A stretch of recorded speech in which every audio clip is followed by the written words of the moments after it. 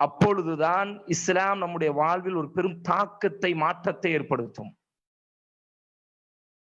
பல்வேறு நபித்தோழர்களினுடைய வரலாறுகளை நாம் எல்லாம் படிக்கிறோமா இல்லையா? நமக்கெல்லாம் மிகவும் ஆச்சரியமாக இருக்கும். தாபியீன்கள், தபா தாபியீன்களினுடைய வரலாறுகளை எல்லாம் படிக்கும் பொழுது இப்படியும் ஒரு கூட்டம் இந்த பூமியில் வாழ்ந்திருக்கிறார்களா என்ற ஆச்சரியத்தோடு நாம் காணுகிறோமே. இந்த ஆச்சரியத்திற்கு பின்னால் இருக்கக்கூடிய ஒரு விஷயம், அவர்கள் இந்த இஸ்லாத்தை ஒரு கலாச்சாரமாக பார்த்தார்கள். தங்களினுடைய வாழ்வினுடைய வழிகாட்டியாக இஸ்லாத்தை அவர்கள் எடுத்துக்கொண்டார்கள். முழு வாழ்வையும் அலங்கரிக்கக்கூடிய ஒரு சித்தாந்தம் இஸ்லாம். என் அன்பு சகோதரர்களே, அந்த அடிப்படையில் இஸ்லாம் என்ற இந்த நாகரீகம், இந்த நாகரீகத்தில் மின்னக்கூடிய பக்கங்கள், வெறும் வணக்க வழிபாடு ஓடி மட்டுமே பார்த்து பழகிய இந்த பார்வையை கொஞ்சம் ஒதுக்கி வைத்து விட்டு ஒரு அரை மணி நேரம், 3/4 மணி நேரம் நம்முடைய கலாச்சாரத்தோடி இந்த நாகரீகம், இஸ்லாம் என்ற இந்த நாகரீகம் எப்படியெல்லாம் இந்த உலகத்தில் கோலாட்சி இருக்கிறது, என்னென்ன மாற்றத்தை இந்த பூமி பந்தில் நடத்தி இருக்கிறது என்பதைத்தான் இந்த சிறிய நேரத்தில் நாம் காண இருக்கிறோம். முதன்மையாக இஸ்லாமிய நாகரீகத்தில் மின்னக்கூடிய முதல் பக்கம் என்ன தெரியுமா? இறை கோட்பாடு என்ற இந்த பக்கம்தான். பல்வேறு சித்தாந்தங்கள், பல்வேறு மதங்கள், பல்வேறு கொள்கைகள் இந்த உலகத்தில் இருந்திருக்கிறது. ஆனால் எல்லா கொள்கையையும், எல்லா சித்தாந்தத்தையும் தாண்டி இஸ்லாம் தனித்து விளங்கக்கூடிய ஒரு பகுதி என்று ஒன்று இருக்கும் என்று சொன்னால் அது இந்த இஸ்லாம் சுமந்திருக்கக்கூடிய இறை கோட்பாடு. இஸ்லாம் ஒரே இறைவனை வணங்க வேண்டும், அந்த இறைவனை மட்டுமே நம்முடைய வாழ்வினுடைய இறைவனாக, அந்த இறைவன் மட்டுமே நம்முடைய வாழ்வில் வணங்குவதற்கு தகுதியானவன் என்ற இந்த கொள்கையை இஸ்லாம் இந்த உலகத்தில் ஆழமாக, அழுத்தமாக பதிவு செய்தது.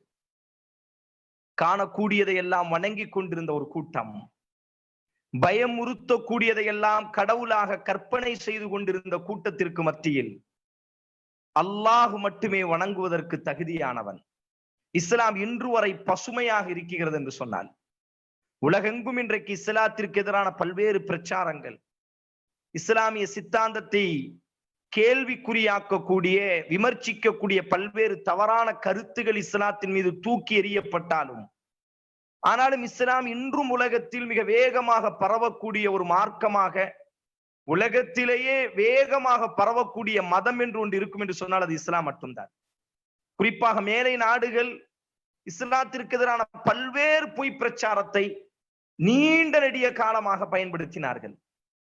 முஸ்லிம்களை பற்றியும், இஸ்லாத்தை பற்றியும், முஸ்லிம்களினுடைய சொத்தான குர்ஆனை பற்றியும் எல்லாம் மிக கடுமையாக விமர்சித்தார்கள்.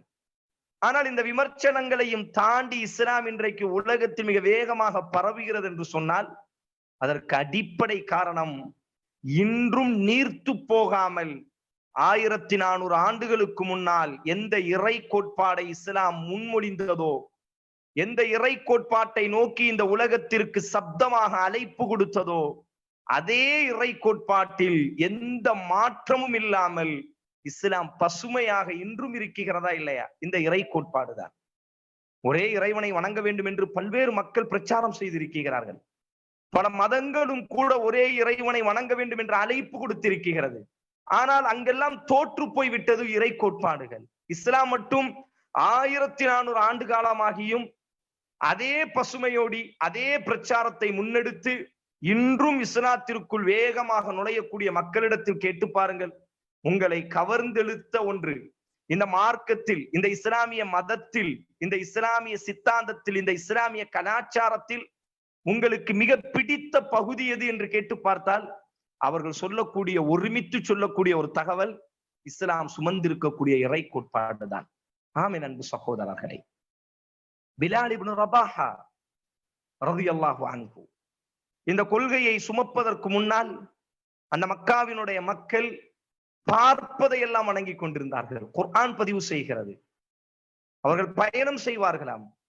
பயணம் செய்யக்கூடிய நேரத்தில் அவர்கள் பயணம் செய்யும் பொழுதே தங்களோடு சிலைகளை சுமந்து கொண்டு பயணம் செய்வார்களாம். காரணம், தங்களினுடைய பயணங்களில் வணங்க வேண்டும் அல்லவா? அப்படி ஒரு காலம் அவர்கள் மறந்து விட்டால் தாங்கள் வைத்திருக்கக்கூடிய மாவை குலைத்து அந்த மாவையே கடவுளாக கற்பனை செய்து வணங்கிவிட்டு பிறகு அந்த மாவையே அவர்கள் குலைத்து சாப்பிட்டுக் கொள்வார்கள். இப்படி இறைவனை மறந்து பார்ப்பதையெல்லாம் இறைவனாக வணங்கி கொண்டிருந்த ஒரு கூட்டத்திற்கு மத்தியில் தான் இஸ்லாம் ஒரே இறைவனின் பக்கம் அந்த மக்களை அழைப்பு கொடுத்தது. பார்ப்பதை எல்லாம் வணங்கினார்கள். குர்ஆன் பதிவு செய்கிறது, இஸ்ஜுதூன லிஷம்ஸ், சூரியனுக்கு சுஜூது செய்தார்கள், சந்திரனை வணங்கினார்கள். பயணம் செய்வதற்கு முன்னால் அம்புகளை எரிந்து மூட நம்பிக்கை உடைய மக்களாக இருந்தார்கள். மழை பொழியாவிட்டால் மாட்டினுடைய ஒட்டகத்தினுடைய வாலில் தீயை பற்ற வைத்து அது ஓடக்கூடிய அழகை பார்த்து மழை பொழியும் என்பதாக நம்பிக்கொண்டிருந்தார்கள். மூட நம்பிக்கையில் திளைத்து கொண்டிருந்த ஒரு சமூகம். அவர்களுக்கு மத்தியில் இஸ்லாம் இந்த ஒரே ஒரு இறைவனினுடைய கோட்பாட்டை கொண்டு சென்றது. ஒரே இறைவனை மட்டுமே வணங்க வேண்டும். அந்த இறைவனை தவிர யாரையும் நீங்கள் வணங்கக்கூடாது. பயப்படுவதற்கும் ஆதரவு வைப்பதற்கும் உதவி செய்வதற்கும் தகுதியானவன் அவன் மட்டும்தான். அவனே நம்மை படைத்தான். அவனே நமக்கான உணவுகளை படைத்திருக்கிறான். உலகத்தில் எல்லோரையும் மதிக்க வேண்டும். நாட்டை மதிக்க வேண்டும், தாயை மதிக்க வேண்டும், சகோதர சகோதரிகளை மதிக்க வேண்டும். ஆனால் வணக்கம் என்று வந்துவிட்டால் நம்மை படைத்த ஒரு இறைவன் மட்டுமே வணங்குவதற்கு தகுதியானவன். நாம் எல்லோரும் அவனினுடைய அடிமைகள் என்ற சித்தாந்தத்தை இஸ்லாம் விதைக்க ஆரம்பித்தது. இந்த விதைதான் இஸ்லாம் 1400 ஆண்டுகளை கடந்து இன்றும் பசுமையோடு இஸ்லாம் இந்த உலகத்தில் தலை தோங்குவதற்கு அடிப்படை காரணம் இஸ்லாம் சுமந்திருக்கக்கூடிய அந்த இறை கோட்பாடு. இது முதல் விஷயம். இந்த அடிப்படையை எந்த நேரத்திலும் நாங்கள் மறந்து விடக்கூடாது. இஸ்லாத்திற்கென்று இஸ்லாம் இந்த உலகத்தில் விதைத்த விதைகளிலேயே மிக முக்கியமான ஒரு விதை இருக்கும் என்று சொன்னால் அது ஏகத்துவம், தௌஹீத் என்ற இந்த விதையைத்தான் இஸ்லாம் இந்த உலகத்தில் விதைத்தது. குர்ஆனில் அல்லாஹ் பதிவு செய்கிறானே, நாம் இறை தூதர்களை அனுப்பினோம். எதற்காக இந்த பூமியில் நாம் இறை தூதர்களை அனுப்பினோம்? அல்லா தஅபுது இல்லல்லாஹ், அல்லாஹுவை தவிர நீங்கள் யாரையும் ஆராதிக்க கூடாது, யாரையும் நீங்கள் வணங்கக்கூடாது என்ற இந்த உயர்ந்த கொள்கையை இந்த உலகத்திற்கு பறைசாற்றுவதற்காகவும் இந்த கொள்கையின் மீது ஒரு உலகம் கட்டமைக்கப்படுவதற்காகத்தான் நாம் இந்த உலகத்தில் இறை தூதர்களை அனுப்பி வைத்தோம் என்று அல்லாஹ் பதிவு செய்கிறார். நபி தோழர்கள் எந்த ஒரு தேசத்திற்குள்ளாக நுழைந்தாலும் அவர்கள் அந்த தேசத்தில் முழங்கக்கூடிய முதல் வார்த்தை என்ன? புஇஸ்து, நாங்கள் அனுப்பப்பட்டதெல்லாம் அல்லாஹுவை வணங்கக்கூடிய மக்களை உருவாக்குவதற்காக நாங்கள் அனுப்பப்பட்டிருக்கிறோம். என் அன்பு சகோதரர்களே, எமது நாகரீகத்தில் மின்னக்கூடிய முதல் பக்கம் இந்த இஸ்லாம் சுமந்திருக்கக்கூடிய இறை கோட்பாடு. இந்த கோட்பாடு இன்றும் பசுமையாக இருக்கிறது. உலகத்தில் இந்த இறை கோட்பாட்டை சொன்ன பல்வேறு மதங்கள் காணாமல் போய்விட்டது. ஒரே இறைவனை வணங்க வேண்டும் என்பதாக பிரச்சாரம் செய்த பல்வேறு மக்கள் இன்றைக்கு உலகத்தில் அடையாளம் தெரியாமல் போய்விட்டார்கள். ஆனால் இஸ்லாம் இந்த கொள்கையை இந்த உலகத்தில் பிரச்சாரம் செய்தது, இன்றும் பிரச்சாரம் செய்கிறது. இந்த கொள்கையின் மீது ஒரு பெரும் கூட்டத்தை இஸ்லாம் வார்த்தெடுத்திருக்கிறது என்று சொன்னால் அதற்கு அடிப்படை காரணம் இஸ்லாம் இந்த கொள்கையில் எந்த விதத்திலும் ஒரு சிறிய பகுதியை கூட இஸ்லாம் விட்டுக் கொடுத்ததில்லை. பிறரெல்லாம் இந்த கொள்கையை பேசி இருக்கலாம், ஆனால் அவர்கள் தோற்று போனதற்கு அடிப்படை காரணம் என்ன? எதிர்ப்புகள் வரக்கூடிய நேரம் இந்த கொள்கையை விட்டு கொஞ்சம் அவர்கள் பின்வாங்கி விட்டார்கள். ஆனால் குர்ஆன் என்ன நமக்கு பதிவு செய்கிறது? இன்னல்லதீன காலு ரப்புனல்லாஹ் சும்மஸ்தகாமு, அல்லாஹுதான் எங்களினுடைய ரப். அந்த வார்த்தையில் நீங்கள் உறுதியாக இருக்க வேண்டும். எதற்காக வேண்டியும் எந்த சூழலிலும் இந்த வார்த்தையை, இந்த கொள்கையை நீங்கள் விட்டு கொடுத்து விடக்கூடாது. பிலால் இப்னு ரபாஹா ரலியல்லாஹு அன்ஹு ஒரு அடிமை, சிலைகளையும் சிலுவைகளையும் வணங்கி கொண்டு தன்னுடைய முதலாளிகளுக்கு பணிவிடை செய்து கொண்டு அவர்களே இவருக்கு கண் கண்ட தெய்வமாக வாழ்ந்து கொண்டிருந்த ஒரு காலகட்டம். ஆனால் இந்த லா இலாஹ இல்லல்லாஹ் அவரினுடைய உள்ளத்தில் ஆழமாக இறங்க ஆரம்பித்தவுடன் பிலால் ரலியல்லாஹு தஆலா அன்ஹு அவர்களினுடைய வாழ்வு எப்படி மாறியது?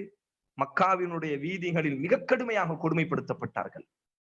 அரேபிய தீபகற்பம் கேள்விப்படாத கொடுமைகளை எல்லாம் பிலால் ரலியல்லாஹு தஆலா அன்ஹு அவர்கள் மீது கட்டவிழ்த்தார்கள். உமையா பிலால் ரலியல்லாஹுவை மிக கடுமையாக கொடுமை செய்தான்.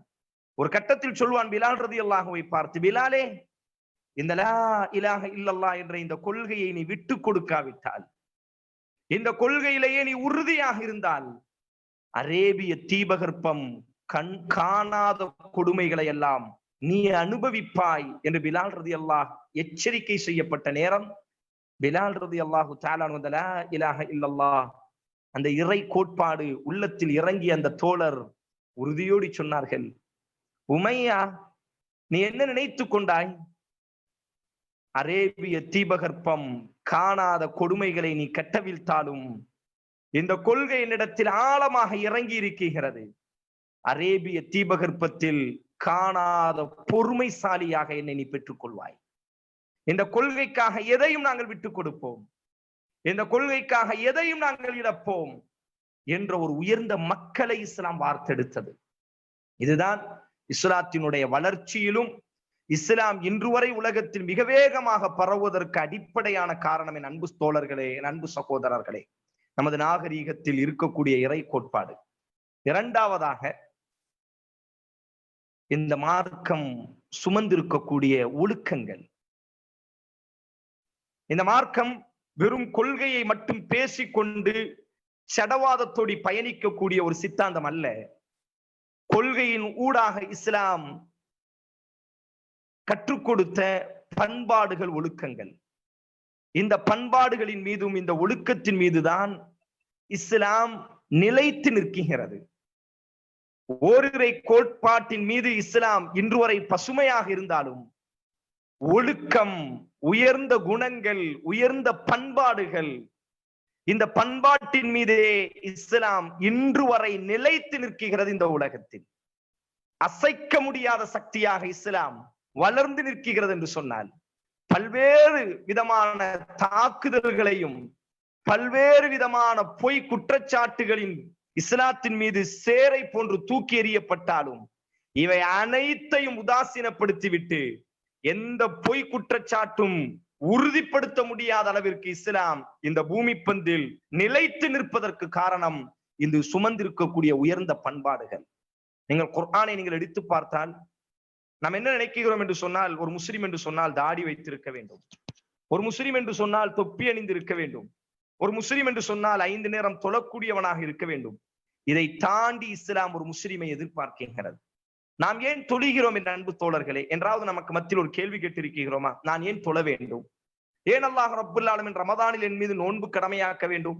ஏன் அல்லாஹ் ரப்புல் ஆலமீன் ஹஜ்ஜினுடைய மாதத்தில் ஹஜ்ஜை அல்லாஹ் என் மீது கடமையாக்க வேண்டும்?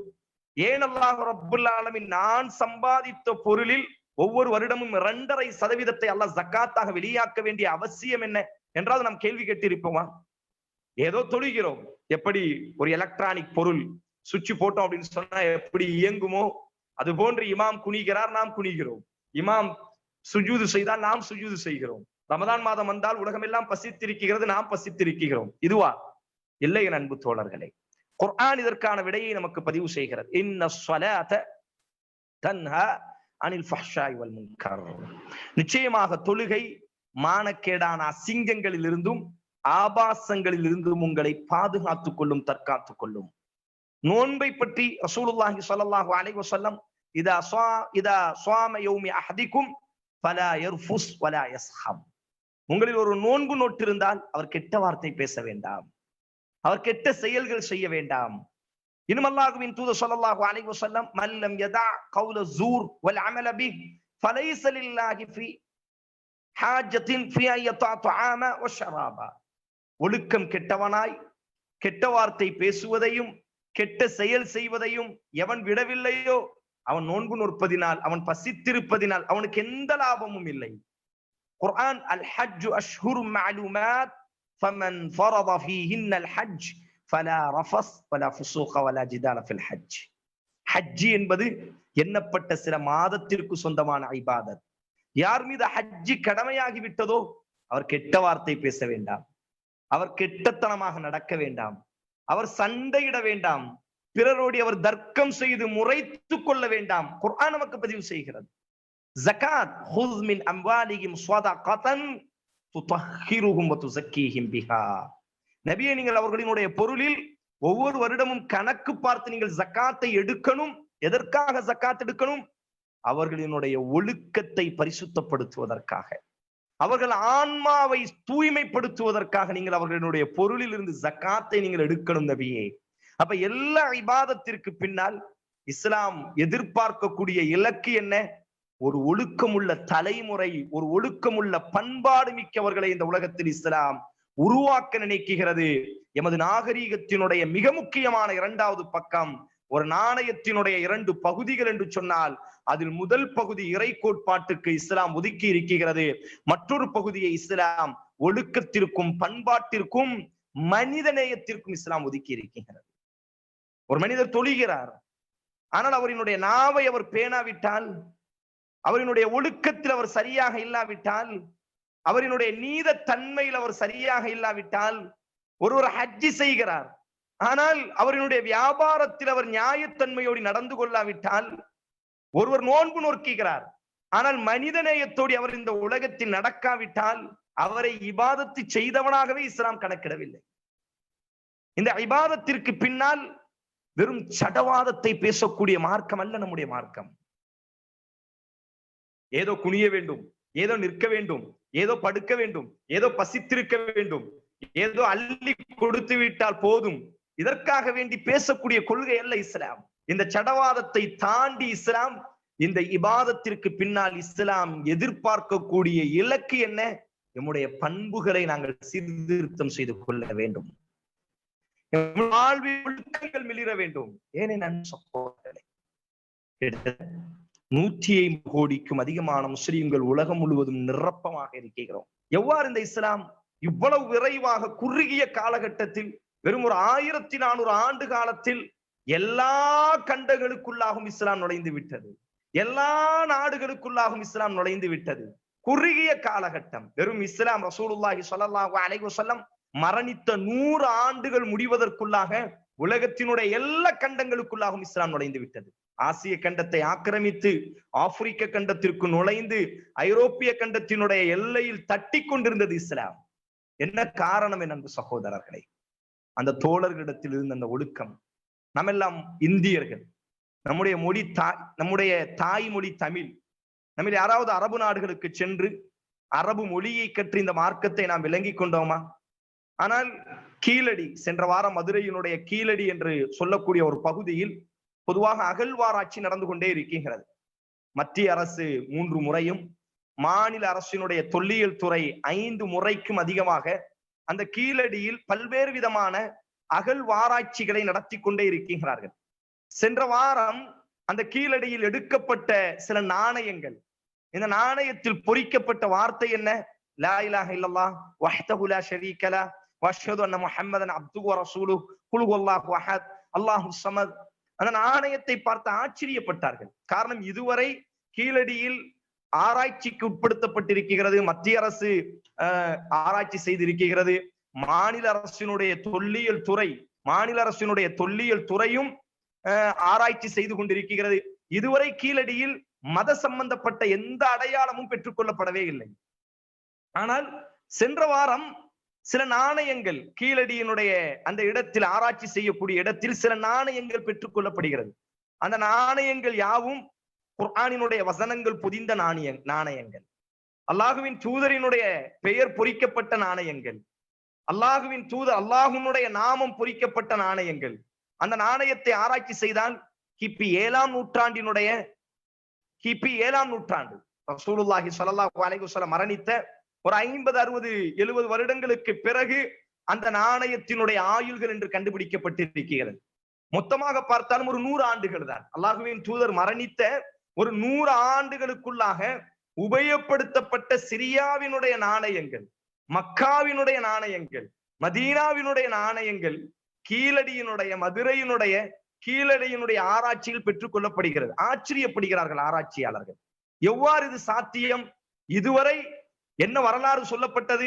முகலாயர்களினுடைய படையெடுப்பின் மூலியம், சர்வாதிகாரத்தின் மூலியமாகத்தான் இந்தியாவிற்குள் இஸ்லாம் நுழைந்தது என்பதாகவே இதுவரை நாம் படித்திருக்கிறோம். பல அப்பாவி சகோதர சகோதரிகளுக்கு தவறான முறையில் பாடம் கற்பிக்கப்பட்டது. இந்தியாவில் முகலாயர்கள் படையெடுத்து வந்தார்கள், ஒரு கையில் குர்ஆனையும் மறு கையில் வாளையும் ஏந்தி வந்தார்கள். தங்களினுடைய சித்தாந்தத்தை ஏற்றுக்கொள்ளாவிட்டால் அவர்கள் வாளை வெட்டினார்கள். இப்படியாகவே பரப்பப்பட்டது. முகலாயர்கள் படையெடுத்த 500 வருடங்கள் தான் ஆகிறது. முகலாயர்கள் 500 வருடங்கள் தான் ஆகிறது படையெடுத்து. ஆனால் இந்த நாணயங்கள் கீழடியில் நபியினுடைய மரணத்திற்கு பிறகு 7ஆம் நூற்றாண்டினுடைய நாணயங்கள் பெற்றுக் கொள்ளப்படுகிறது என்று சொன்னால் இந்த ஆராய்ச்சியினுடைய முடிவுக்கு வருகிறார்கள். இஸ்லாம் சித்தாந்த ரீதியாக, கொள்கை ரீதியாக, வியாபார ரீதியாக தமிழர்களுக்கும் அரபுகளுக்கும் கிட்டத்தட்ட நபியினுடைய காலத்திலேயே தொடர்பு இருந்திருப்பதாகவும் அப்பொழுதே இஸ்லாம் தமிழகத்திற்குள்ளாக நுழைந்து விட்டதாகவும் பதிவு செய்யப்படுகிறது. எவ்வாறு இஸ்லாம் பரவியது? நபியினுடைய காலம், நபியினுடைய காலத்திலேயே இந்தியாவிற்குள்ளாக இஸ்லாம் எவ்வாறு பரவியது? எந்த படையெடுப்பும் நடக்கவில்லை, எந்த விதமான ஆதாரமும் இல்லை.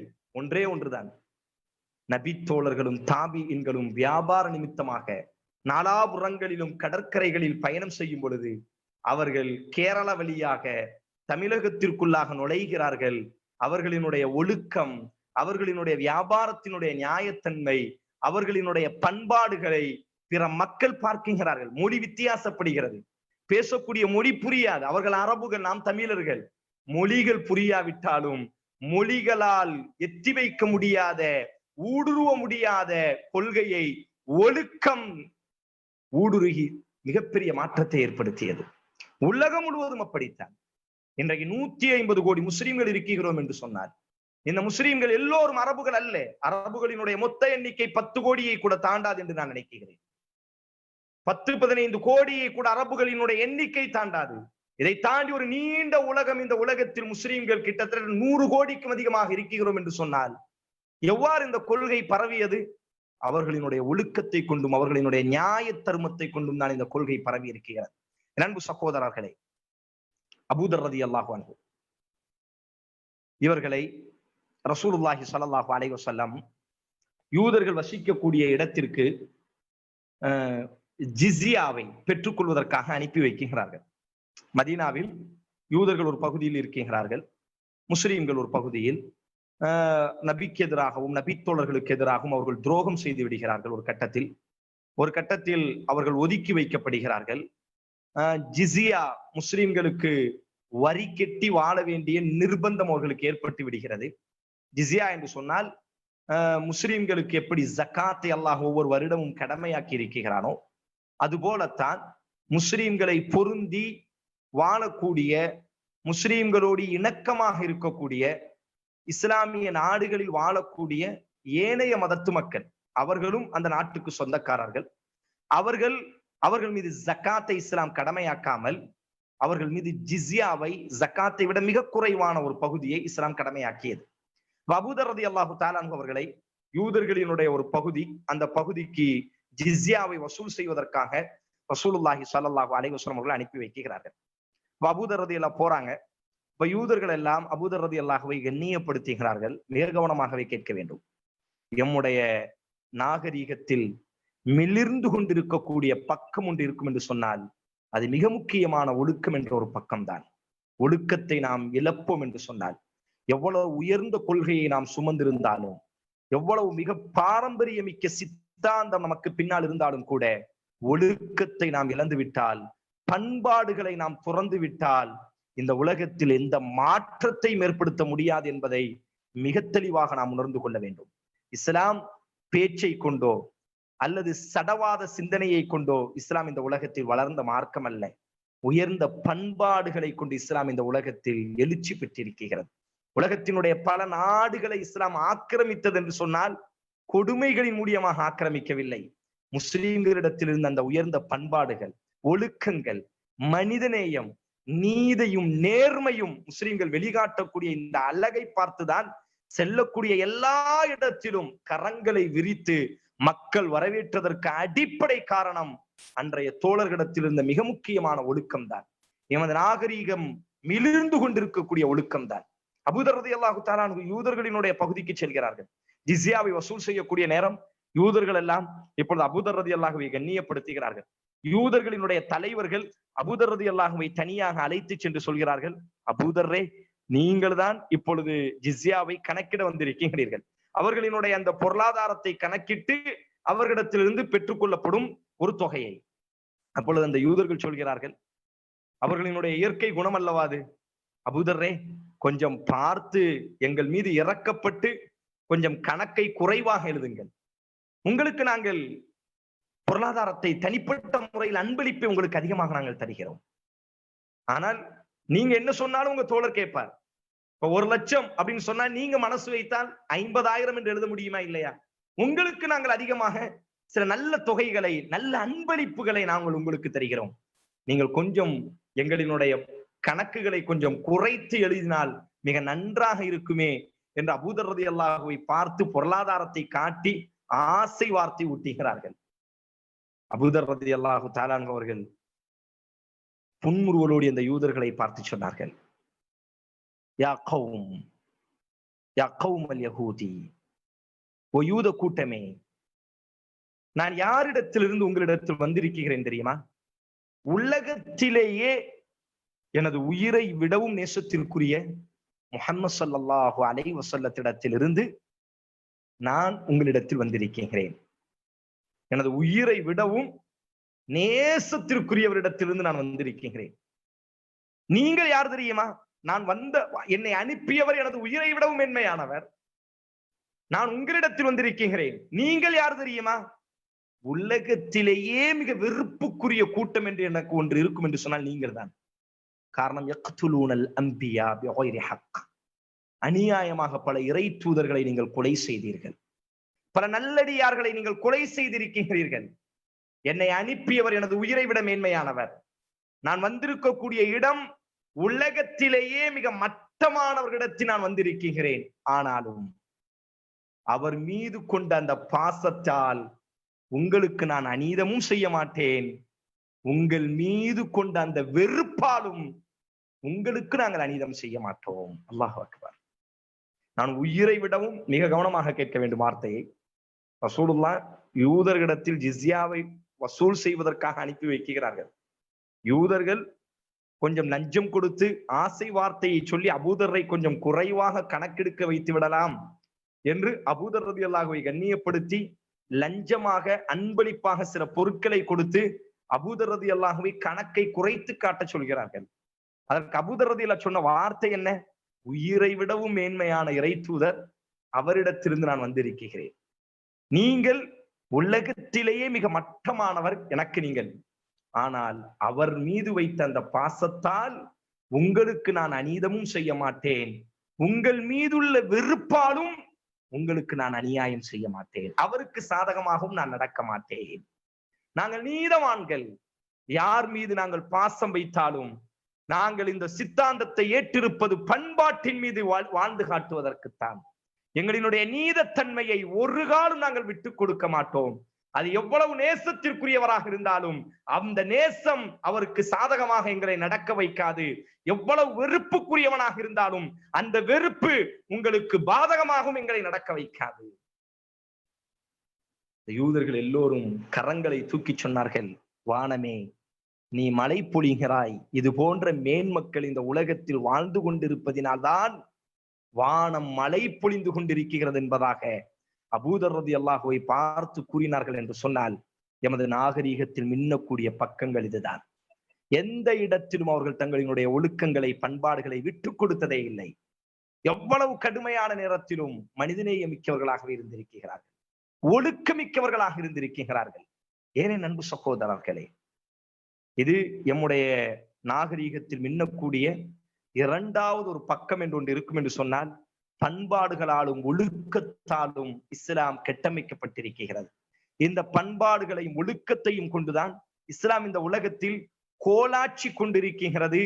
பல்வேறு எதிர்ப்புகளையும் தாண்டி நிலைத்து நிற்பதற்கு அடிப்படை காரணம் இஸ்லாம் சுமந்திருக்கக்கூடிய உயர்ந்த ஒழுக்கங்களும் பண்பாடுகளும் தான். மூன்றாவது, எமது நாகரீகத்தில் மின்னக்கூடிய மற்றும் ஒரு பக்கம் இஸ்லாம் இந்த உலகத்திற்கு கற்றுக் கொடுத்த நீதம், மனிதநேயம். இதுபோன்று மனித இனத்திற்கு சேவை செய்யக்கூடிய சிந்தனையை இஸ்லாம் விதைத்தது. உமர் ரலியல்லாஹு தஆலா அன்ஹு அவர்களுடைய ஆட்சியின் பொழுது அம்ர் இப்னு ஆஸ் ரலியல்லாஹு தஆலா அன்ஹு அவர்கள் எகிப்தினுடைய கவர்னராக இருக்கிறார். அம்ர் இப்னு ஆஸ் அவர்களுக்கு அப்துல்லா என்ற ஒரு மகன் இருந்தார். அவர் குதிரை போட்டியில் கலந்து கொள்ளக்கூடியவர். குதிரை போட்டி நடக்கும் அல்லவா, அந்த போட்டியில் அதிகமாக ஈடுபாடு மிக்கவர் அப்துல்லா. அம்ர் இப்னு ஆஸ் ரலியல்லாஹு அன்ஹுடைய மகனார். அப்போ எகிப்தில் நடைபெறக்கூடிய ஒரு குதிரை போட்டியில் அந்த எகிப்தினுடைய கவர்னரினுடைய மகன் அப்துல்லா கலந்து கொள்கிறார். எல்லா போட்டியிலும் அப்துல்லா தான் வெற்றி பெறுவார். மிகவும் வீரமிக்கவர், மிகவும் குதிரை யுத்தத்தில், குதிரை போட்டியில் மிகவும் திறமையானவர். அப்படி எகிப்தில் நடைபெற்ற ஒரு போட்டியில் அந்த எகிப்தை சார்ந்த ஒரு யூத வாலிபன் இப்பொழுது என்ன செய்கிறார் என்று சொன்னால், முதல் முறையாக அம்ர் இப்னு ஆஸ் அவர்களினுடைய மகன் அப்துல்லாவினுடைய குதிரையை முந்தி வெற்றி அடைந்து விடுகிறார். இது அப்துல்லாவிற்கு மிகவும் ரோஷத்தை ஏற்படுத்தி விடுகிறது. நான் இந்த எகிப்திய சாம்ராஜ்யத்தினுடைய கவர்னரினுடைய மகன், நீண்ட நெடிய காலமாக வெற்றியை நானே அனுபவித்துக் கொண்டிருக்கிறேன். ஒரு சாதாரண ஒரு யூதன் வெற்றி என்னை முந்துவதா, என்னை வெற்றி பெறுவதா என்ற அந்த கோபத்தில் அம்ர் இப்னு ஆஸினுடைய மகன், எகிப்தினுடைய கவர்னரினுடைய மகன், அந்த யூதனை ஓங்கி அடித்து விடுகிறார் சாட்டையை கொண்டு. உடனடியாக அந்த எகிப்தினுடைய யூதர் தனது குதிரையின் மீது ஏறி மதீனாவிற்கு வருகிறார். ஐன ஹலீஃபத்துல் முஸ்லிமீன், முஸ்லிம்களினுடைய ஹலீஃபா எங்கே என்று கேட்கிறார். நமது நாகரீகத்தில் மின்னக்கூடிய பக்கங்கள். நாம் எல்லாம் இன்றைக்கு முஸ்லிம்கள் என்று பேசிக் கொண்டிருக்கிறோம். இந்த வரலாறு நமக்கு மிகப்பெரிய படிப்பினை. எங்கே நாம் நீதமாக இருக்கிறோம், நம்முடைய உறவுகளுக்கு மத்தியில், நமது வியாபாரத்தில், நமது சமூகத்தில் இது போன்ற நீதமிக்கவர்களாக நாம் இருக்கிறோம். ஒரு யூதர் எகிப்தில் தாக்கப்படுகிறார், ஒரு முஸ்லிம் வாலிபனை கொண்டு. எகிப்தினுடைய கவர்னர் மகன் தாக்குகிறார். அந்த யூதனினுடைய புத்தியில் தோன்றிய முதல் விஷயம் என்ன? உலகத்தில் எங்கு சென்றாலும் எனக்கு நீதம் கிடைக்காது, முஸ்லிம்களிடத்தில் சென்றால் எனக்கு நீதம் கிடைக்கும்.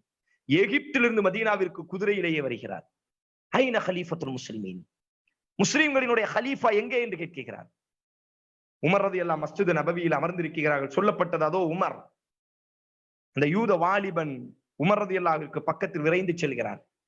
சொன்னான், உங்களினுடைய அமீர், உங்களினுடைய கவர்னர், எகிப்தினுடைய கவர்னர் அம்ர் இப்னு ஆஸ், அவரினுடைய மகன் அப்துல்லாஹுவிற்கும் எனக்கும் ஒரு குதிரை போட்டி நடந்தது.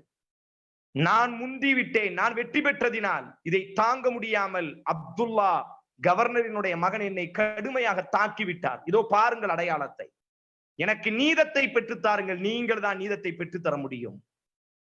எவ்வளவு ஒரு உயர்ந்த நம்பிக்கையை இஸ்லாம் ஏற்படுத்தியது.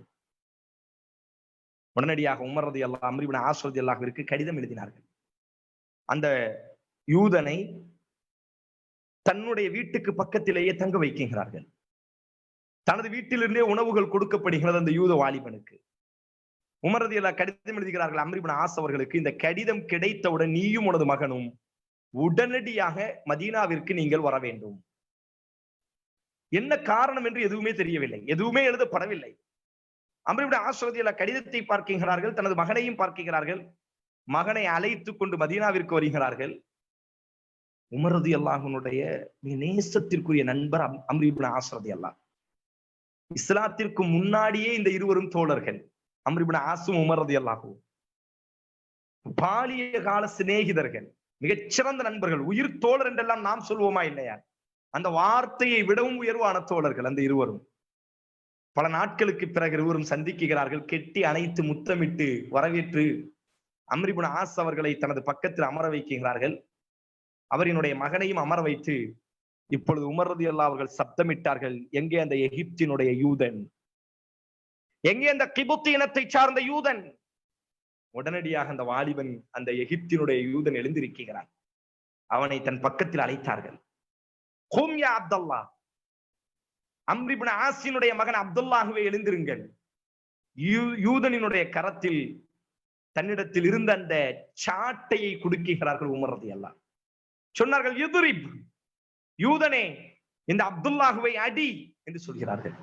அந்த யூதன் அடிக்கிறார். சொன்னார்கள் யூதனை பார்த்து, இல்லை, உனக்கு எவ்வளவு திருப்தி ஏற்படுமோ அந்த அளவிற்கு நீ அடித்துக் கொண்டே இரு. அந்த யூதன் ஒரு கட்டத்தில் சோர்வு ஏற்பட்டு விட்டு சொல்கிறான், போதும், என்னை அடித்த அளவிற்கு நான் அடித்து விட்டேன். உமர் ரலியல்லாஹு சொன்னார்கள், கும் யா அம்ர் இப்னு ஆஸ், அம்ர் இப்னு ஆஸை எழுந்திரு. யூதனினுடைய கரத்தில் சாட்டையை கொடுத்து சொன்னார்கள், யூதனே, இதோ இந்த கவர்னரையும் நீ அடி. யூதன் பதறிவிட்டார்.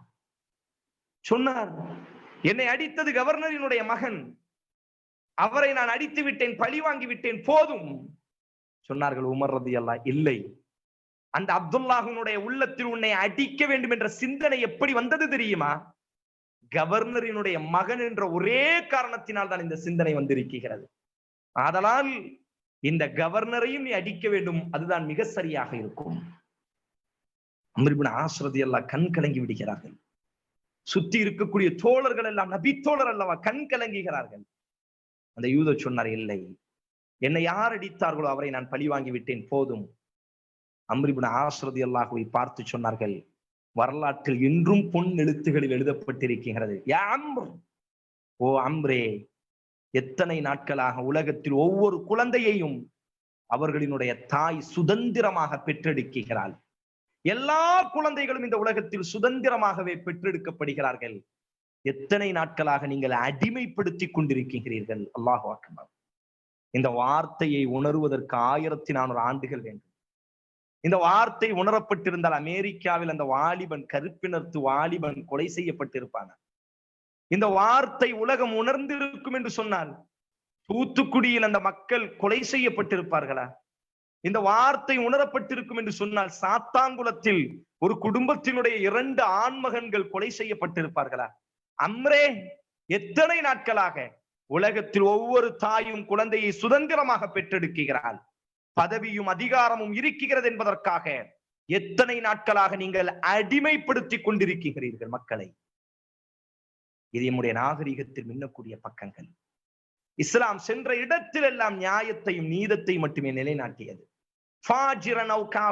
முஸ்லிமன், அவன் நல்லவனாக இருந்தாலும் கெட்டவனாக இருந்தாலும், முஸ்லிமாக இருந்தாலும் முஸ்லிம் அல்லாதவனாக இருந்தாலும், யாராக இருந்தாலும் இஸ்லாம் ஒரே ஒரு விஷயத்தை மட்டுமே பேசியது, நீதம் இந்த உலகத்தில் நிலைநாட்டப்பட வேண்டும். சஹீஹுல் புகாரியில் ஒரு அழகான அறிவிப்பு பதிவு செய்யப்படும். ஒரு முஸ்லிம் நபித்தோழர், எங்களினுடைய நாகரிகம் எவ்வளவு உயர்ந்த நாகரிகம் என்பதற்கு, நாங்கள் இந்த உலகத்தில் விதைத்த எவ்வளவு ஒரு அழகான விதையை நாங்கள் விதைத்திருக்கிறோம் என்பதற்கு, நம்முடைய நாகரிகத்தில் மின்னக்கூடிய அந்த அழகான ஜோதியை, வைரத்தை நீங்கள் காண வேண்டும். சஹீஹுல் புகாரியினுடைய அறிவிப்பு, ஒரு நபித்தோழர் கடை வீதிக்கு செல்கிறார். ஒரு பொருளை வாங்குவதற்காக ஒரு யூதர் கடை வைத்திருக்கிறார். அந்த யூதரிடத்தில் வியாபாரம் நிமித்தமாக பேசுகிறார். அப்போ ஒரு பொருளை சுட்டி காட்டி கேட்கிறாங்க அந்த நபித்தோழர், இந்த பொருள் அசீல், ஒரிஜினலா, நல்ல பொருளா அப்படின்னு கேட்கிறாங்க. அப்ப அந்த தோழர் அந்த யூதர் சொல்றாரு, மூசாவை அனுப்பிய இறைவன் மீது ஆணையாக இது ரொம்ப நல்ல பொருள் அப்படின்னு சொல்லி. அவர் ஒரு யூதர் அல்லவா.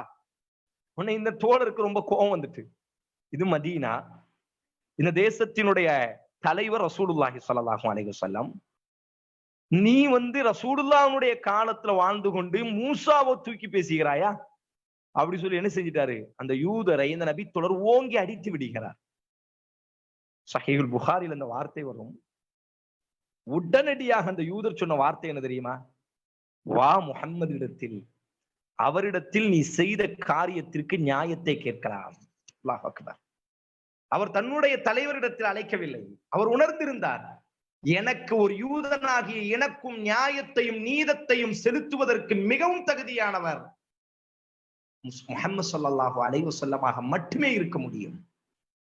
உடனடியாக அந்த தோழர், இந்த யூதர் சொல்கிறார், வா முஹம்மதிடத்தில், முஹம்மதிடத்தில் கேட்போம், அவர் எனக்கு நீதத்தை தரட்டும், நீ செய்தது சரியா, நான் செய்தது சரியா. அந்த நபித்தோழரும் முஸ்லிம் அல்லவா, ரசூலுல்லாஹ் என்ற தைரியத்தில் அவரும் வந்து விடுகிறார்.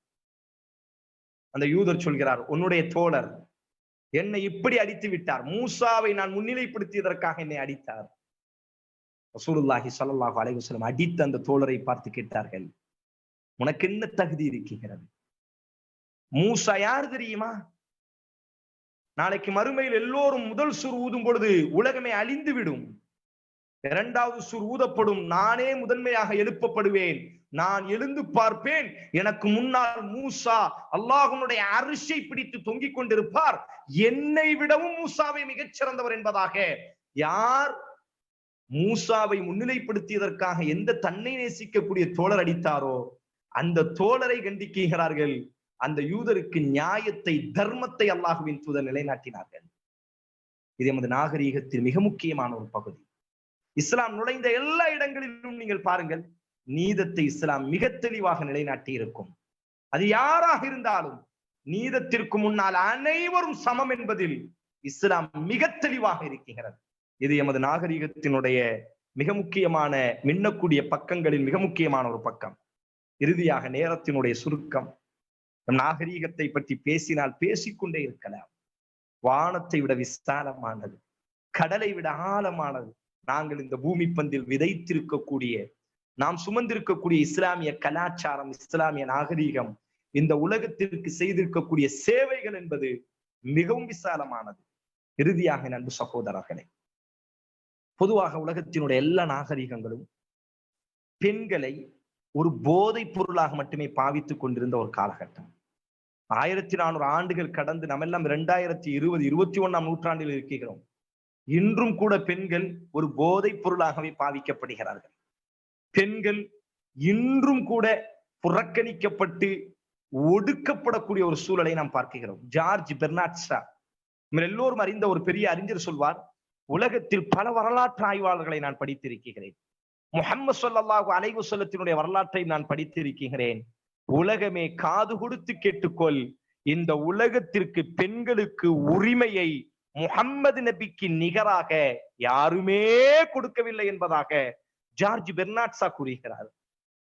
இஸ்லாமிய வரலாற்றினுடைய முதல் பல்கலைக்கழகம், இஸ்லாமிய வரலாறு அல்ல, இந்த உலகத்தினுடைய முதல் பல்கலைக்கழகம்.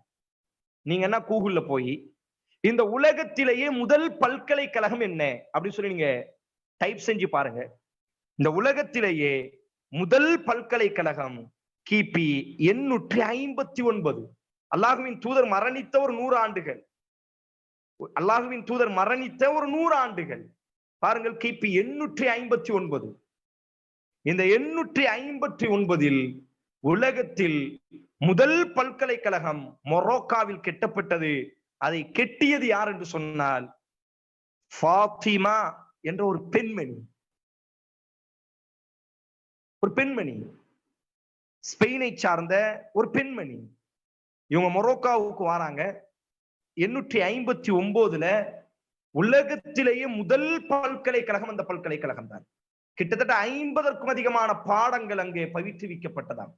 உலகத்திலேயே மிகப்பெரிய நூலகத்தையும் அந்த பெண்மணி அந்த பல்கலைக்கழகத்தில் கட்டுகிறார். ஹைரவான் என்ற ஒரு அந்த பல்கலைக்கழகத்திற்கு தான் பிறந்த ஊரான ஹைரவான் என்ற அந்த ஊரினுடைய பெயரை வைக்கிறார்கள். ஃபாத்திமா என்ற அந்த பெண்மணி கிட்டத்தட்ட முதல் பல்கலைக்கழகம் மட்டுமல்ல, உலகத்திலேயே பட்டப்படிப்பை முடித்ததற்கு பிறகு பட்டம் கொடுக்கக்கூடிய முறையை அறிமுகப்படுத்தியதும் இந்த பெண்மணி தான். நபி ஸல்லல்லாஹு அலைஹி வஸல்லத்தினுடைய மனைவி ஆயிஷா ரலியல்லாஹுவை பற்றி அபூ மூஸா அஷ்அரி ரலியல்லாஹு அன்ஹு அறிவிக்கிறார்கள், ஆண்களாகிய எங்களுக்கு மார்க்க விஷயத்தில், உலக விஷயத்தில் எதில் எங்களுக்கு பிரச்சனை ஏற்பட்டாலும் ஆயிஷா ரலியல்லாஹு அன்ஹுடைய வீட்டை நாங்கள் தட்டுவோம். ஆயிஷா ரலியல்லாஹு எங்களுக்கு விளக்கம் கொடுப்பார்கள். அவர்களினுடைய விளக்கத்திற்கு நிகரான ஒரு விளக்கத்தை யாராலும் கொடுக்க முடியாது. எங்களினுடைய எல்லா சந்தேகங்களையும் நிவர்த்தி செய்யக்கூடிய ஒரு அறிஞராக ஆயிஷா ரலியல்லாஹு மிளிர்ந்தார்கள் என்பதாக நாம் படிக்கிறோம். இமாம் ஷாஃபிஈ மிகப்பெரிய அறிஞர். இமாம் ஷாஃபியினுடைய உஸ்தாதை நீங்கள் எல்லாம் படித்து பார்த்தீர்கள் என்று சொன்னால் அந்த உஸ்தாதில் ஒரு பெண்மணியும் இடம்பெறுவார்கள். இமாம் ஷாஃபியை உருவாக்கிய அறிஞர்களில் பெண் அறிஞர்களும் இருந்திருக்கிறார்கள். இஸ்லாமிய வரலாற்றில் பெண் அறிஞர்கள் என்பதாகவே பல 100 புத்தகங்கள் எழுதப்பட்டிருக்கின்றன. பல 100 புத்தகங்கள் இஸ்லாம் பெற்றெடுத்த பெண்ணியங்கள். இந்த உலகத்தில் பெண்கள் போதைப் பொருளாக மட்டுமே பாவிக்கப்பட்ட அந்த காலகட்டம், பெண் குழந்தை என்று சொன்னாலே ஒதுக்கப்பட்ட அந்த காலகட்டம், ஏன் இன்று வரையிலும் பெண்களுக்கு எதிரான பல்வேறு குற்றங்கள் சாதாரணமாக நடந்து கொண்டிருக்கக்கூடிய இந்த சூழலிலும் 1400 ஆண்டுகளுக்கு முன்னாடியே பெண்களுக்கு சுதந்திரத்தை மட்டுமல்ல, பெண்களும் கற்க வேண்டும் என்று கல்வியை மட்டுமல்ல, உலகத்தினுடைய முதல் பல்கலைக்கழகத்தை ஒரு முஸ்லிம் பெண்மணியை கெட்டி எழுப்பக்கூடிய அளவிற்கு இஸ்லாம் சுதந்திரத்தை பெண்களுக்கு மிக நிரப்பமாக கொடுத்திருந்தது. ஆனா இன்று வரை நாம் கூட கொடுக்கவில்லை. நம்முடைய மனைவிகளுக்கு நாம் கூட இந்த அளவிற்கு நாங்கள் உருவாக்கவில்லை. 1400 ஆண்டுகளுக்கு முன்னால் அபூ மூஸா அஷ்அரி மிகப்பெரிய தோழர், அவர் சொல்கிறார், எங்களினுடைய சந்தேகத்தை நிவர்த்தி செய்யக்கூடிய பெண்களாக ஆயிஷா ரலியல்லாஹு தஆலா அன்ஹா அவர்கள் இருந்திருக்கிறார்கள் என்பதாக. ஏன்? இமாம் தொபரி ஹதீஸினுடைய வரலாற்றினுடைய மிகப்பெரிய அறிஞர், அவர் ஒரு தகவலை சொல்வார். ஹதீஸுகள் நம்ம எல்லாம் தெரியும், சஹீகான ஹதீஸுகள், பலகீனமான ஹதீஸுகள் சொல்லி. ஹதீஸை அதிகம் அறிவித்த 5 தோழர்களில் அபூ ஹுரைரா ரலியல்லாஹு, இப்னு உமர் ரலியல்லாஹு, ஆயிஷா ரலியல்லாஹு வருவார்கள். ஹதீஸை அதிகம் இந்த உலகத்திற்கு கற்றுக் கொடுத்தவர்கள். ஆண்களுக்கு நிகராக பெண்கள் ஹதீஸை அதிகமாக அறிவித்திருக்கிறார்கள். நாம் காணக்கூடிய பல்வேறு ஹதீஸுகள் பெண்களின் மூலியமாக இந்த உலகத்திற்கு கிடைத்திருக்கிறது. அதைத்தான் இமாம் தபரி சொல்வார்கள், ஹதீஸுகள்ல பலகீனமான ஹதீஸுகள், பலமான ஹதீஸுகள், ஸஹீஹான ஹதீஸுகள், ضعீஃபான ஹதீஸுகள் என்று பகுதி உண்டு. இந்த பலகீனமான ஹதீஸுகளை அறிவித்த அனைவருமே ஆண்கள் தானே தவிர ஒரு பெண் கூட நபியின் மீது பலகீனமான இட்டுக்கட்டப்பட்ட செய்தியை அறிவித்ததில்லை என்பதாக இமாம் தபரி பதிவு செய்கிறார்கள். எவ்வளவு ஒரு அறிவு களஞ்சியமாக இருந்திருக்கிறார்கள். பெரும் பெரும் நபித்தோழர்களுக்கு வழிகாட்டக்கூடிய பெண்ணியமாக நபி தோழிகள் இருந்திருக்கிறார்கள். ரசூலுல்லாஹி ஸல்லல்லாஹு அலைஹி வஸல்லம் உம்மு ஸலமா ரலியல்லாஹு அன்ஹா நபியினுடைய இக்கட்டான நேரத்தில் நபிக்கு மிகச்சிறந்த ஆறுதலை, ஆலோசனையை கொடுத்த ஹுதைபியா உடன்படிக்கையில் நபியையும் நபித்தோழர்களையும் பாதுகாத்ததில் பெண்கள் மிக முக்கியமாக இருந்திருக்கிறார்கள். ஆனா இன்னைக்கு நம்ம பெண்கள்கிட்ட ஆலோசனை கேட்கிறதே கிடையாது. பெண்களை எல்லாம் நாம் கூட இன்றைக்கு மதிப்பதே இல்லை. அல்லாஹ் பாதுகாக்கட்டும். 1400 ஆண்டுகளுக்கு முன்னாடியே உலகமே இன்று வரை பெண்களை தூற்றிக் கொண்டிருக்கக்கூடிய சூழலில் பெண்களையும் இந்த உலகத்தில் மிகச்சிறந்த கல்வியாளர்களாக, மிகச்சிறந்த அறிஞர் பெருமக்களாக இஸ்லாம் உருவாக்கி காட்டியிருக்கிறது. எமது நாகரிகத்தில் மின்னக்கூடிய பக்கங்களில் இதுவும் ஒரு பெரும் பகுதியாக இருக்கிறது. என் அன்பு சகோதரர்களே, இமாம் பிதாயா வன் நிஹாயா, இமாம் இப்னு கஸீர் ரஹிமஹுல்லாஹ் ஒரு அழகான ஒரு வரலாற்றை பதிவு செய்கிறார்கள். இந்த வரலாற்றோடு இந்த எனது உரையை நான் முடித்துக் கொள்கிறேன். ஈரான்ல ஹிஜ்ரி 6ஆம் நூற்றாண்டில் நடந்த சம்பவம். இமாம் பிதாயா வன் நிஹாயா, இமாம் இப்னு கஸீர் ரஹிமஹுல்லாஹ் அவர்களினுடைய புத்தகம், ஒரு பெரிய இஸ்லாமிய வரலாற்று புத்தகம். இந்த புத்தகத்தில் ஒரு செய்தியை பதிவு செய்கிறார்கள். 6ஆம் நூற்றாண்டிலே ஈரானில் நடந்த ஒரு சம்பவம். ஒரு முஸ்லிம் பெண்மணி நீதிமன்றத்திற்கு வருகிறார். இஸ்லாமிய நீதிமன்றம் அது. வந்து தனது கணவனின் மீது ஒரு வழக்கு தொடர்கிறார். நமது நாகரீகத்தில் மின்னக்கூடிய இந்த பக்கத்தோடி நாம் நமது ஒழுக்கத்தையும், நமது பண்பாடுகளையும், நமது நேர்மையையும், நமது பாசத்தையும் நாம் நம்மோடு உரசி பார்த்து கொண்டு நம்முடைய பொறுப்புகள் எவ்வளவு வீரியமிக்கது என்பதையும், இந்த உலகத்திற்கு நாம் இன்னும் எவ்வளவு பெரும் தியாகம் செய்ய வேண்டிய நிர்பந்தத்தில் இருக்கிறோம் என்பதையும் இந்த வரலாற்றினுடைய முடிவோடி நாம் தெரிந்து கொள்ளலாம். அப்ப இந்த 6ஆம் நூற்றாண்டுல ஒரு பெண்மணி என்ன செய்யறாங்க அப்படின்னு சொன்னா, ஒரு முஸ்லீம் பெண்மணி ஒரு முஸ்லீம் இஸ்லாமிய நீதிமன்றத்துல ஒரு வழக்கு தொடர்கிறார்கள். அந்த வழக்கு யாரை பற்றி? தனது கணவனை பற்றி அந்த பெண் என்ன செய்கிறாள் என்று சொன்னால் வழக்கு தொடர்கிறாள். கணவனின் மீது என்ன குற்றச்சாட்டை அந்த பெண் சொல்கிறாள் என்று சொன்னால், எனது கணவர் என்னை திருமணம் முடிக்கக்கூடிய அந்த நாளில் இவ்வளவு மகர் தருகிறேன் என்று வாக்கு கொடுத்து என்னை திருமணம் முடித்தார். ஒன்னும் மகரை கொடுத்து திருமணம் முடிக்கணும், அல்லது மகர் தருகிறேன் என்று வாக்கு கொடுத்தும் திருமணம் முடித்துக் கொள்ளலாம் இஸ்லாத்துல. அப்ப அந்த அம்மா சொல்றாங்க, அந்த பெண் சொல்றாங்க, எனது கணவர் திருமணம் முடித்த அந்த நாளில் உனக்கு இவ்வளவு மகர் தருகிறேன் என்று வாக்கு கொடுத்து என்னை திருமணம் முடித்தார். ஆனா திருமணம் முடித்து பல ஆண்டுகளும் கழிந்து விட்டது. எனக்கு வாக்கு கொடுத்த அந்த மகரை இன்னும் அவர் தரவில்லை. கேட்டால் அப்படி சொல்லவில்லை என்று மறுக்கிறார். நீங்கள் கூப்பிட்டு கொஞ்சம் நீதத்தை பெற்றுத்தாருங்கள் என்று ஒரு பெண்மணி வழக்கு தொடர்கிறார். இப்ப நீதிபதி கணவரை, அந்த அம்மாவை அந்த இடத்திலேயே நிப்பாட்டி வைத்துவிட்டு அந்த பெண்மணியினுடைய கணவரை அழைத்து வர ஆள் அனுப்புகிறார். கணவரும் வருகிறார். நீதிமன்றத்தில் கணவர் நிப்பாட்டப்படுகிறார். நீதிபதி கேட்கிறார், உங்களினுடைய மனைவி உங்கள் மீது இப்படி ஒரு குற்றச்சாட்டை வைக்கிறார்கள், இவ்வளவு மகர் தருகிறோம் என்று வாக்கு கொடுத்து விட்டு நீங்கள் தரவில்லையாம், கேட்டால் அப்படி சொல்லவில்லை என்று மறுக்கிறீர்களாமே, இதை பற்றி உங்கள் தரப்பு நியாயம் என்ன என்று அவர் கணவனிடத்தில் நீதிபதி விசாரிக்கிறார். கணவர் நீதிமன்றத்திலும் மறுக்கிறார், நான் அப்படியெல்லாம் வாக்கு தரவில்லை, நான் மகர் தருகிறேன் என்றெல்லாம் வாக்கு சொல்லவில்லை, அவளை திருமணம் முடிக்கும் பொழுதே நான் மகரை கொடுத்துதான் திருமணம் முடித்தேன் என்று கணவர் மறுக்கிறார் இந்த குற்றச்சாட்டை. இப்பொழுது நீதிபதி அந்த பெண்ணிடத்தில் கேட்கிறார், நீ ஒரு குற்றச்சாட்டை வைக்கிறாய், குற்றம் சுமத்தப்பட்ட உனது கணவனும் அதை மறுக்கிறார், உன் தரப்பில் ஏதாவது சாட்சி இருக்கிறதா? உன் தரப்பை வலுப்படுத்துவதற்கு சாட்சியாளர்கள் யாராவது இருக்கிறார்களா? அப்ப அந்த பெண்மணி சொன்னார்கள், இதோ இந்த தெருவிலே 2 ஆண்கள் இருக்கிறார்கள், அவர்கள் தான் எனது திருமணத்திற்கு சாட்சியாக இருந்தார்கள், அவர்களை அழைத்து நீங்கள் விசாரித்தீர்கள் என்று சொன்னால் உண்மை தெரிந்துவிடும் என்று அந்த பெண் சொல்கிறார். நீதிபதி அந்த இருவரையும் சாட்சியாளர்களை அழைக்கிறார். நீதிபதி சாட்சியாளர்களிடத்தில் சொல்கிறார், இப்படி இந்த பெண்மணி இந்த தனது கணவனின் மீது குற்றச்சாட்டை வைக்கிறாள், மகர் தரவில்லை என்று. நீங்கள் தான் இந்த திருமணத்திற்கு சாட்சியாளராக இருந்தீர்கள் என்பதாக அந்த பெண்மணி சொல்கிறாள். நீங்கள் என்ன சொல்கிறீர்கள்? உண்மையிலேயே இந்த பெண் பக்கம் நியாயம் இருக்கிறதா அல்லது கணவர் பக்கம் நியாயம் இருக்கிறதா என்று நீதிபதி சாட்சியாளர்களிடத்தில் சொல்கிறார். அந்த 2 சாட்சியாளர்களும் சொன்னார்கள், நாங்கள் ஒரு திருமணத்திற்கு சாட்சியாக இருந்திருக்கிறோம், ஆனா இப்ப இந்த பெண்மணி முகத்தை மூடி இருக்கிறார். அந்த பெண்மணி நிக்காப் அணிந்திருக்கிறார்கள், முகத்தை மூடி இருக்கிறார்கள். ஆதலால் இது இந்த பெண்மணி தானான்னு சொல்லி எங்களுக்கு தெரியல. நாங்க ஒரு பெண்ணுக்கு திருமணத்திற்கு சாட்சி போட்டோம், கையெழுத்து போட்டோம், சாட்சியாளரா இருந்திருக்கிறோம்.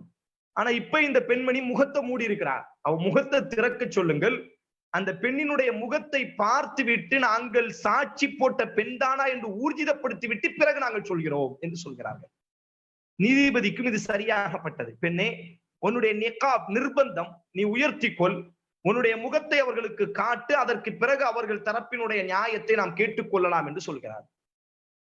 நீதிபதி இப்படி சொன்னவுடன் குற்றவாளி கூண்டில் நிற்கக்கூடிய கணவர் சப்தமிடுகிறார், எனது மனைவியினுடைய முகத்தை அவள் வெளிக்காட்ட வேண்டாம், எனது மனைவி என்ன குற்றச்சாட்டை சொன்னாலோ அந்த குற்றச்சாட்டை நான் ஏற்றுக்கொள்கிறேன், அவள் என்னிடத்தில் என்ன மகரை எதிர்பார்க்கிறாளோ நான் கொடுத்து விடுகிறேன் என்று அந்த கணவன் சொல்கிறார்.